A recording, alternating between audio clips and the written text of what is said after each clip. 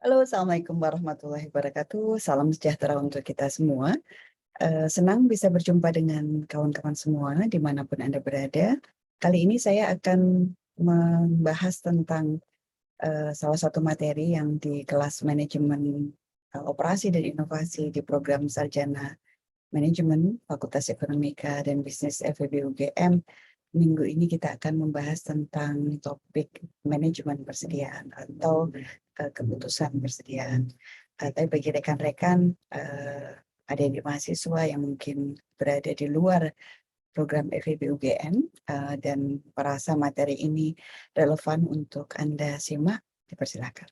Keputusan persediaan, kita akan bahas tentang keputusan persediaan, apa itu persediaan, dan keputusan persediaan ini mencakup keputusan apa saja dan kenapa menjadi penting bagi perusahaan untuk mempertimbangkan keputusan persediaan yang merupakan salah satu keputusan penting yang harus diambil oleh seorang manajer operasi. Nah, teman-teman, saya akan mulai dengan diskusi apa itu persediaan. Persediaan ini menjadi proporsi besar sumber daya yang dimiliki oleh perusahaan. Jadi hampir 80-90% banyak perusahaan itu mengaku bahwa aset yang dimilikinya adalah dalam bentuk persediaan. Jadi persediaan ini kemudian didefinisikan sebagai material, apapun itu bentuk materialnya, yang sengaja dicadangkan oleh perusahaan. Atau tidak hanya material, persediaan ini juga kemudian dipandang sebagai kapasitas sumber daya yang dimiliki tidak selalu dalam bentuk material, yang perusahaan memang mendedikasikan kapasitas ini atau sengaja mencadangkan untuk kepentingan perusahaan. Nah, dalam literatur manajemen operasi, umumnya perusahaan bisa dibedakan dari 3 aspek besar. Yang pertama adalah kita sering membedakan perusahaan itu dari tahapan atau proses bagaimana input itu ditransformasi atau diubah menjadi output. Sehingga kita sering misalnya membedakan persediaan itu dari tipe bahan baku, persediaan dalam bentuk bahan baku, persediaan dalam bentuk barang setengah jadi, atau dalam bentuk barang jadi. Nah, sebuah perusahaan bisa saja memiliki ketiga tipe ini. Jadi kalau misalnya kita melirik perusahaan furniture, perusahaan mebel ini bisa saja memiliki bahan baku yaitu kayu sebagai persediaannya, tapi juga ketika perusahaan mebel ini juga memiliki outlet yang berupa retail, di mana dia kemudian juga melakukan proses penjualan ke konsumen, maka tidak menutup kemungkinan perusahaan mebel ini juga memiliki barang jadi atau barang setengah jadi. Jadi persediaan dari aspek tahapan atau proses ini bisa saja dimiliki oleh satu perusahaan, dia memiliki ketiga jenis persediaan itu, atau bisa saja perusahaan hanya memiliki satu jenis persediaan, satu tipe persediaan, yaitu persediaan bahan baku, atau hanya barang setengah jadi. Kemudian kategorisasi tipe yang kedua itu adalah membedakan persediaan dari tipe permintaan. Tipe permintaan ini nanti kaitannya bagaimana item produk itu dihasilkan atau diproduksi. Di literatur manajemen operasi sering persediaan itu dibedakan dari tipe permintaan independen dan tipe permintaan dependen.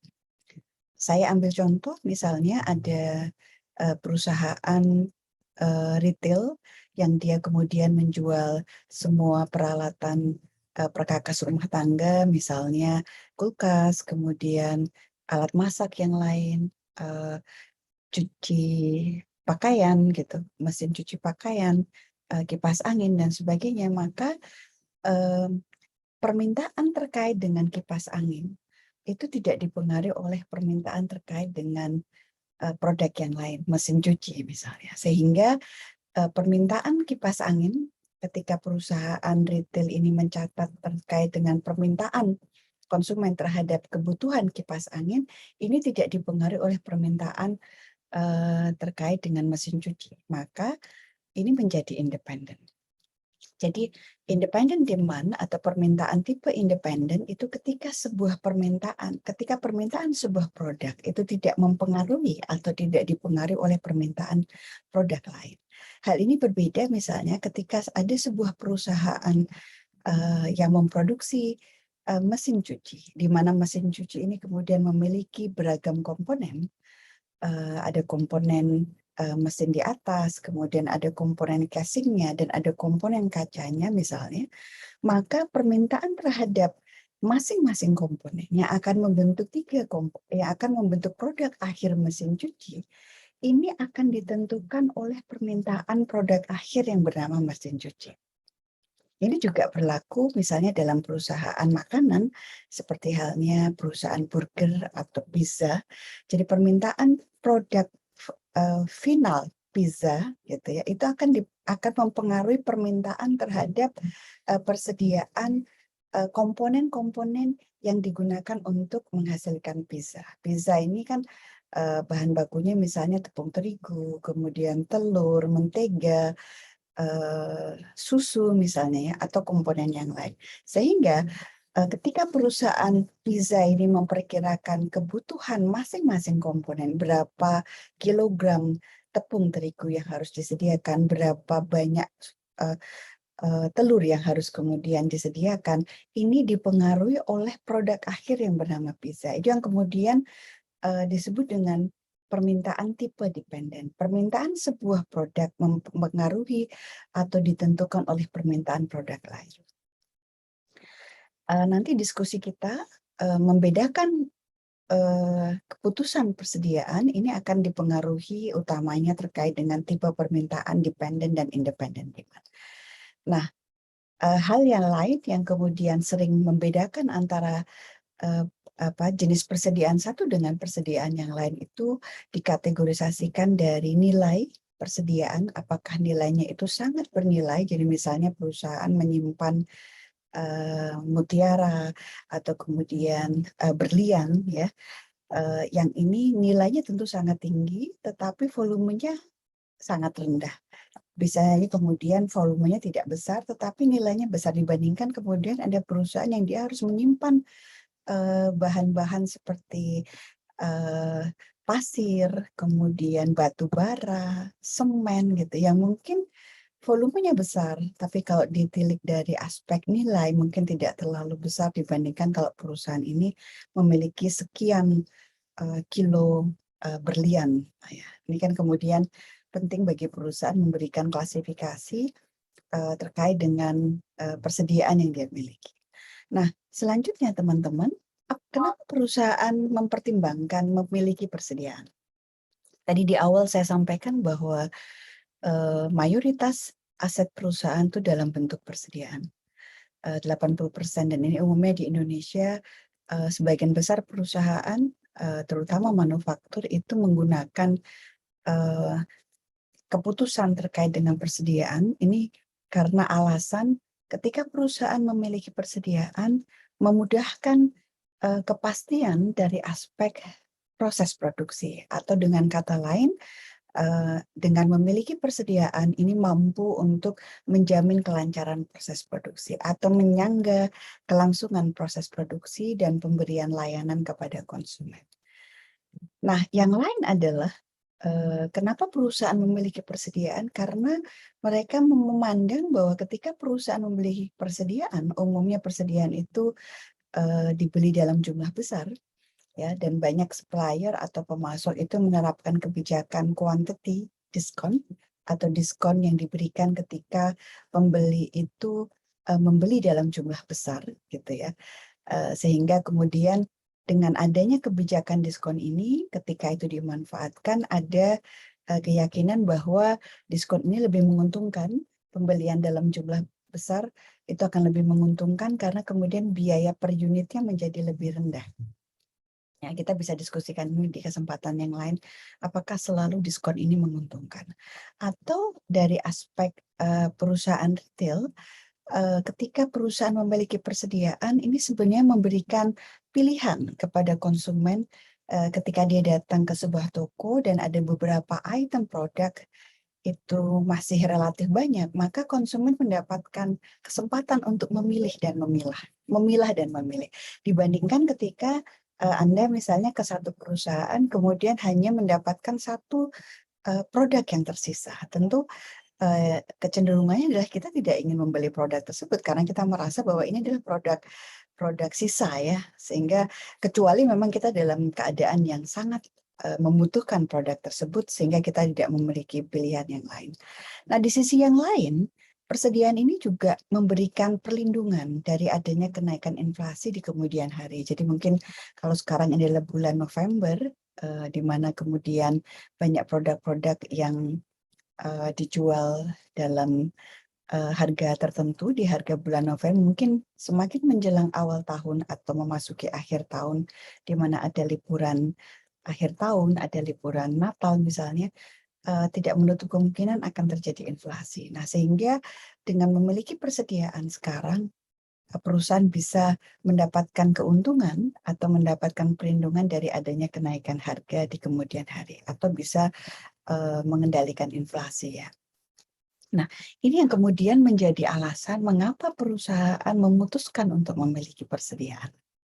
Tetapi teman-teman, saya ingin memberikan ilustrasi penggunaan persediaan yang ada di perusahaan. Saya mengambil contoh di sini bahwa perusahaan ini mungkin memiliki periode pada titik 0 dan sampai titik T pada waktu tertentu, di mana pada titik 0 perusahaan akan menerima persediaan tertentu, kuantitas tertentu. Saya mengambil contoh misalnya 100 unit, ya, yang mungkin 100 unit ini sudah dipesan sebelumnya pada periode sebelumnya, dia akan diterima. Kemudian kita mengasumsikan bahwa setiap periode, dari periode T0 sampai T1 itu tidak terjadi penambahan material, jadi tidak ada penambahan barang yang masuk dari T0 sampai T1, maka tanda atau garis berwarna merah ini menunjukkan penggunaan persediaan dari waktu ke waktu.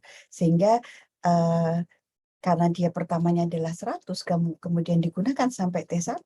Ya, T1 adalah periode waktu berjalan, misalnya 1 bulan, atau 1 kuartal, atau 1 semester. Umumnya yang sering kita gunakan adalah minggu atau bulan gitu ya. Ini sampai T1, maka ketika perusahaan memiliki persediaan, perusahaan kemudian perlu memastikan bahwa pada T1, 100 unit lagi sesuai dengan kebutuhan perusahaan itu harus sudah diterima.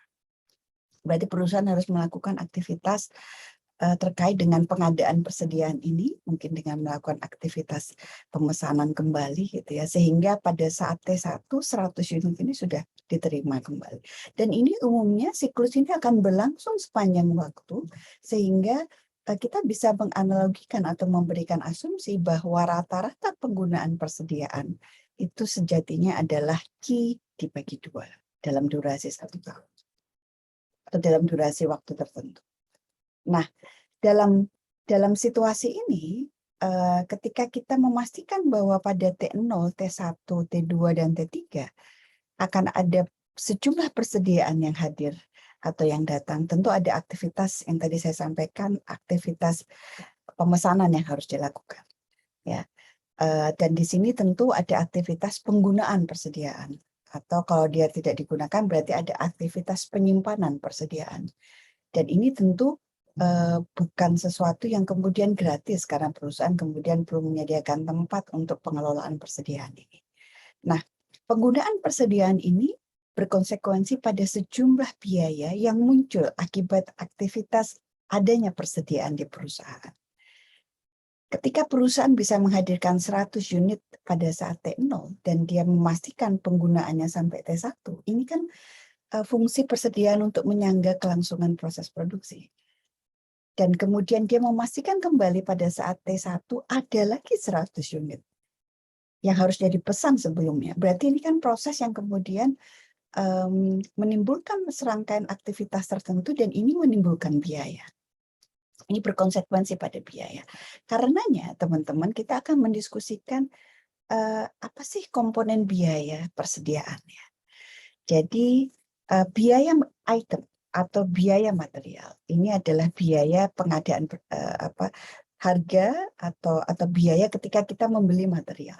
Ya, jadi misalnya tadi saya mencontohkan ada 100 unit, berarti berapa biaya per unit? Kalau biaya per unitnya adalah $5, berarti kita harus membayar $500 untuk 100 unit ini yang akan hadir pada saat T0. Itu disebut dengan biaya material atau biaya item. Selain itu adalah biaya pesan atau dalam bahasa Inggrisnya disebut dengan ordering cost. Biaya pesan ini kita perlu memastikan bahwa pada saat T1 ya atau T0, T1, T2 dan seterusnya perusahaan harus memastikan bahwa ada 100 unit kembali atau berapapun jumlahnya yang ditentukan perusahaan yang ini harus hadir pada saat T1. Ini tidak boleh lebih awal, tidak boleh terlambat dari T1 gitu. Karena akan berkonsekuensi pada biaya. Nah, pengadaan ini kan berarti perusahaan harus order ya. Ini yang kemudian disebut dengan biaya pesan. Jadi semua komponen biaya yang muncul sebagai konsekuensi aktivitas pemesanan perusahaan. Mungkin dia pesan kepada supplier, pesan kepada pihak-pihak yang memproduksi material tertentu gitu. Nah, pesan ini bisa dilakukan lewat telepon, lewat fax, lewat komunikasi by internet, by email dan sebagainya. Dan ini ada biaya yang dikeluarkan. Nah, biaya yang dikeluarkan ini akan muncul ketika aktivitas pesan itu dilakukan. Jadi tidak ditentukan oleh jumlah unit yang dipesan. Semakin sering kita mengangkat telepon atau berkomunikasi baik lewat fax atau mungkin kirim telegram gitu ya kepada pihak supplier untuk melakukan pemesanan, maka muncullah biaya pesan ini. Jadi biaya pesannya kemudian ditentukan oleh seberapa sering perusahaan melakukan aktivitas pemesanan.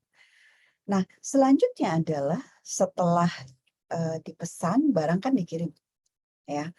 Maka ini muncul biaya pengiriman yang kemudian disebut dengan carrying cost. Carrying cost ini bisa kemudian melibatkan pihak ketiga, third party logistik gitu ya. Apakah itu penyedia moda transportasi atau mungkin perusahaan memutuskan untuk memiliki kendaraan transportasi sendiri atau ini memang menjadi dikirim oleh supplier gitu, tetapi biaya kirim ini akan sangat ditentukan atau ditentukan oleh berapa banyak yang akan dikirim.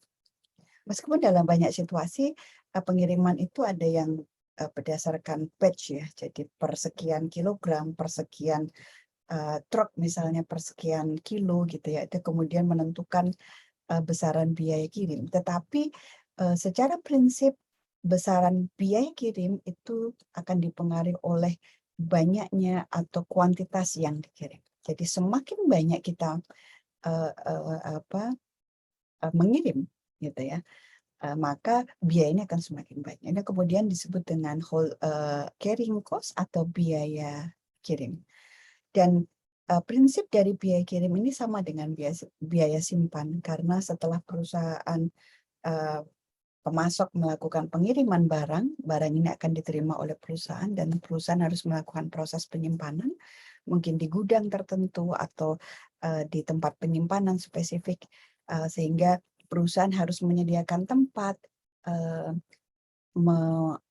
menyiapkan fasilitas untuk tempat penyimpanan, termasuk diantaranya adalah menjamin bahwa tidak terjadi kerusakan ya, berarti ada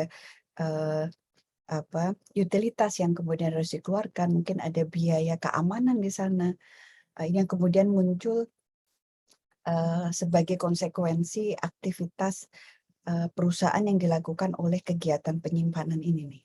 Jadi kalau biaya kirim itu adalah semua komponen biaya yang muncul sebagai konsekuensi pengiriman dari supplier ke pihak perusahaan atau dari perusahaan ke pihak retail.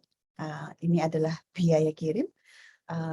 Apa misalnya biaya kirim? Ya, kita membayar untuk penggunaan di party logistik atau pengadaan moda transportasi yang lain, atau termasuk diantaranya adalah packagingnya ya, pengemasan produk yang akan dikirim. Ini kemudian memunculkan biaya kirim, termasuk misalnya mungkin asuransi perjalanan ya.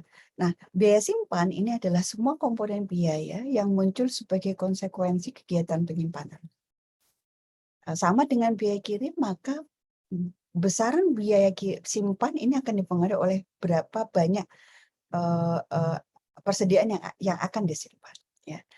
Nah, selanjutnya selain biaya item, biaya pesan, biaya kirim atau biaya simpan, perusahaan ini juga mengeluarkan biaya ini umumnya ketika perusahaan memiliki gudang pertama kali atau ketika perusahaan memiliki fasilitas produksi pembangunan pabrik pertama kali, maka muncul biaya setup atau biaya pembangunan awal, ya, karena setelah itu kemudian biaya ini tidak muncul lagi, jadi kemudian menjadi biaya yang ditanggung setiap bulan atau setiap periode tertentu. Nah, ini adalah biaya setup. Jadi pengadaan persediaan pertama kali, misalnya tadi saya sampaikan perusahaan kemudian melakukan investasi pembelian pengadaan untuk gudang, men-set infrastruktur gudangnya, ya, electricity, utilities, dan sebagainya. Ini yang kemudian muncul sebagai biaya pembangunan awal atau disebut dengan setup cost. Kemudian biaya yang lain adalah biaya ketika perusahaan ini memutuskan bahwa sebaiknya tidak akan ada periode di mana perusahaan memiliki kelangkaan persediaan. Saya ingin kembali ke grafik ini. Jadi pada saat titik T1, ini berarti akan ada situasi di mana 100 unit ini akan mencapai titik nol, ya. Tetapi kemudian pada hari yang sama atau pada periode yang sama di T1, 100 unit ini akan hadir kembali, gitu. Tetapi terkadang banyak situasi yang kemudian menyebabkan 100 unit ini tidak datang pada saat T1. Jadi tidak menutup kemungkinan 100 unit itu mungkin datang 1 hari setelah T1. Berarti ada di sini. Berarti ada situasi di mana kita menghadapi persediaannya tidak ada sama sekali. Jadi kalau perusahaan manufaktur yang dia berproduksi 24 jam atau setiap hari dia berproduksi dan pada saat hari tertentu barang yang harusnya digunakan untuk proses produksi tidak tersedia, maka berhentilah proses produksi ini. Ini yang kemudian menyebabkan yang disebut dengan biaya kelangkaan persediaan. Stock out cost. Stock out cost ini kalau jangka pendek, ya perusahaan akan berhenti produksi pada periode tertentu, berarti ada opportunity loss di sana, ada opportunity cost, ya, ada kerugian yang kemudian perusahaan harus tanggung, gitu. Nah, kalau ini dalam konteks perusahaan retail, ketika Anda pergi ke sebuah retail dan retail tidak memiliki produk yang Anda butuhkan, mungkin Anda akan pasang status, ya, wah, jangan pergi ke retail A karena barangnya tidak lengkap, tidak selalu tersedia. Ini menjadi kerugian jangka panjang karena image-nya menjadi tidak baik bagi perusahaan. Ini yang kemudian masuk dalam komponen biaya kelangkaan persediaan. Karena dalam situasi bisnis ini banyak situasi eksternal yang tidak selalu bisa dikontrol oleh perusahaan. Jadi misalnya bencana alam, adanya pandemi, kemudian adanya kecelakaan di infrastruktur tertentu, ya, sehingga menghambat perjalanan distribusi dari satu kota ke kota yang lain, maka menghadapi situasi ini untuk memitigasi, tidak sedikit perusahaan yang kemudian memutuskan untuk memberikan cadangan persediaan yang kemudian menjadi buffer atau penyangga. Jadi mereka menetapkan sekian unit tertentu ini tidak boleh mencapai titik nol, ya. Jadi harus ada, jadi tidak boleh ada persediaan itu dalam jumlah nol, tetapi perusahaan menetapkan, mungkin dia mengatakan bahwa oke, dalam setiap periode minimal 10 unit. 10 unit ini adalah pengadaan yang didedikasikan khusus, persediaan yang didedikasikan khusus untuk mengendalikan atau menjamin agar persediaan tidak pernah mencapai titik nol. Sehingga situasi stock out cost, kelangkaan persediaan, sehingga menghambat kelangsungan proses produksi, itu tidak akan terjadi. Tapi ini berbiaya. Yang kemudian muncul disebut dengan biaya cadangan persediaan. Ya. Ini beberapa komponen biaya, teman-teman. Komponen biaya ini kemudian menimbulkan diskusi tentang sekian banyak biaya yang harus ditanggung oleh perusahaan. Ini kemudian muncul atau menjadi biaya persediaan total. Jadi biaya persediaan itu ya gabungan dari biaya material, ditambah biaya pesan, biaya kirim, atau biaya simpan, dan kalau nanti ada biaya cadangan persediaan, ya,